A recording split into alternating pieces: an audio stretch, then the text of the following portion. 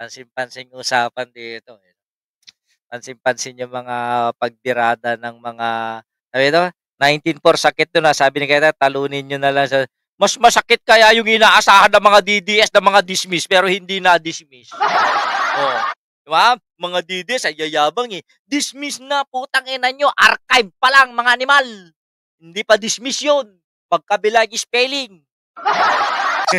Hindi niya alam. Sabi niya dismiss na.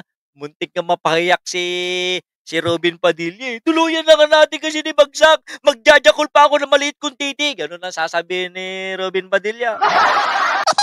Tapos si Bato naman, tutubuan na ako ng butok, punyeta. Mabubulok pa rin si Digong sa kulungan. Ayan. Ha? Kaya na.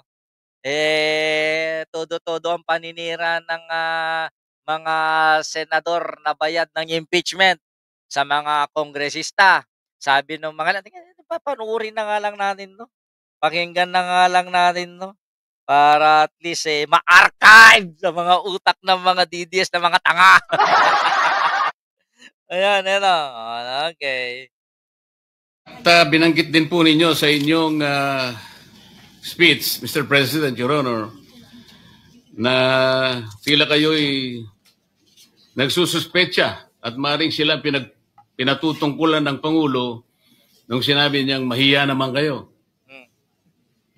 Ano po ang pinagbabatayan niyo rito? Malamang itong sinasabi ng ating Pangulo na pinatutungkulan ng ating Pangulo na mahiya naman kayo. Palagay ko, ito po yung mga opisyalis ng DPWH na kasangkot o kasabwat sa... Sabi niya, pinatatamaan daw ni BBM dun sa zona niya ay yung mga kawani ng DPWH. Okay. Sa pagpapatayo nitong collapsed bridge nito sa Isabela. Kaninong administrasyon na ulit yung yung tulay na yon, 'di ba, kay Digong? Sino na ulit yung DPWH secretary doon? 'Di ba kasama nila sa Senado? Okay. Yan ang si Siguro po ang mas tamang isipin natin, ilan lang siguro sila sa pinatamaan ng Pangulo. Kasi nung sabihin ng Pangulo po ito, Mr. President, nakaharap po siya sa Kongreso, eh. So ibig sabihin, according dito kay Mark Kamatis, ng ikapo, ay ang pinatamaan ng Pangulo ay ang Kongreso. Pero teka, nandun din yung magkapatid na Bilyar. Hindi kaya at nasa front row ang mga senador? Hindi kaya ang tunay na pinatatamaan ng Pangulo ay mga ito? O di naman kaya ay mga senador na pumuprotekta rito? Kasi mapapansin mo yung yung todo-todo banat ng Senado sa mga kongresista. Bakit kaya? Di ba? Wala namang bumabanat sa mga congressman, sa mga senador. Pero bakit puspusan ang paninira ngayon at pag-atake ng Senado sa House of Representatives? Archive kang kinaya ng 1905 na botohan. Napakarami pong contractor doon, eh. Kayo po Marami daw contractor doon, pero wala naman silang mapangalanan. Marami daw contractor doon, pero yung number 1 na contractor nung panahon ni Duterte, hindi nila maituro at makausap man lang. Diba? Bakit kaya? Magkano kaya ang usapan dito? Dahil kayo po nanggaling sa House of Representatives. Hindi po, tinatanong ko po kayo kung kayo isang ayon na maaring... Archive means filing. Saving the file. That is archive.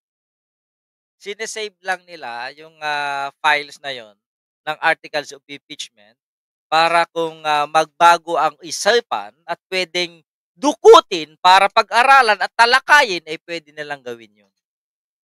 That is not tantamount to dismissal yet. That is the safest play. That is the safest game that they can play. Yun lang yun. Uulitin ko archiving is not dismissal. In between yung archiving. Not yet win, not yet loss. Kaya yung mga DDS, kung hindi nyo naiintindihan yung archive, yung archiving na yan, ba hindi nyo maintindihan, bubo kayo. Oo, idiot kayo, eh, sa totoo lang. Asan yung pagsasaya niyo? Hindi pa tapos ang impeachment. Sabi ko nga sa inyo, meron pa diyan, meron pang dalawa. May dalawa pang hakbang para ituloy 'yan. Abstain pa isa, na archive lang. Tama, eh, pinagtataka ko si Ping Lacson, bakit naduwag siya sa mga Duterte block na mga bobo? Mas marami ang pinatutungkulan ng Pangulo. At hindi lamang po bagsakan ng tulay ang pinag-uusapan doon. Mr. President, Hindi Your po Honor. ako makakasagot niyan sapagkat hindi po Bakit ako naman po hindi kayo sapagkat makakasagot? hindi po ako Napakasimple lang nanggaling po ng tanong ko sa inyo. sa House of Representatives. Kayo po ang nanggaling sa House of Representatives. Malamang kayo po nakakaalam kung marami po ang pinatutungkulan ng ating Pangulo, Ginoong Pangulo. Talagang marami, ako po, sinasabi ko sa inyo, marami pong kontraktor doon. Ang tanong ko lang kung kayo Kaya kayang pangalanan lahat yan ni Iglesia ni Cristo, Senator Rodante Marcoleta? Bakit hindi natin talungin ilan sa mga ka-relihiyon niya yung mga kontraktor ng gobyerno? Marami akong alam. Doon lang sa lugar ko, ang dami na doon. Doon lang sa probinsya ko, marami na akong alam. Majority vote na, majority vote, tapos archive lang ang nangyari. Kaya nga no, nasa kanila yung bilang, pero hanggang archive lang. Walang dismissal. Pero pinagpipiesta yan ng mga DDS na mga tanga. Sabi nila, dun sa decision, dismiss na daw, wala na daw impeachment. Bubu! Wala lang proceedings. Pero articles of impeachment, filed, archive, pwedeng mabuhay. Baka pwede rin mamatay. Pero walang definite yun. Sabi ni Robin Hood, eto pinakamasayang araw niya. Pero sabi niya sa dulo, malungkot siya. Dahil ang inaasahan niya na pagbabasura ng dismiss, pagdi-dismiss ng impeachment, hindi nangyari. Ay, yan Tuloy natin. masang-ayon sa aking pananaw. Ay yes, sumasang-ayon po ako sa inyong pananaw. Ayun. Kung kayo po ay naniniwala, maniniwala rin po ako.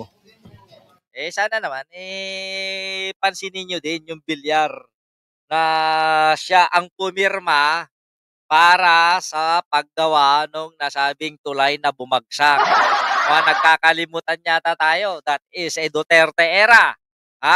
Yung mga lahat doon, pati sabi ko sa iyo, pati gobernador at congressman ng Isabela, kailangan managot yan.